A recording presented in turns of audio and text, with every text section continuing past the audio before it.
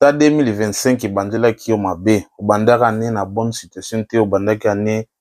na difficulté nokosilisa ne ndenge obandelaki yango te baprojet obaki kosala na ane oyo eza wapi makambo obaki kosala na ane oyo otia yango wapi mpona te ozalaki na okufelaki ndeko obe eloko moko ya mabe esalamaki na 2022 na début foki ane oyo osilisa yango na grande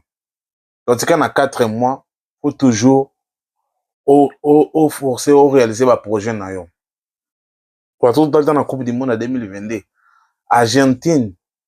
bamessi ozali coupe du monde match ya liboso bapolaki na Arabie Saoudite mais na match ya suka baganie France France match ya liboso bandeki oganie ya teke mpo bandeki ane mabe ane pufusi zonga mabe te okosala remontada okochange makambo ta na pola liboso na match ya liboso opolaki aller retour okochange lokwa Paris na Barcelone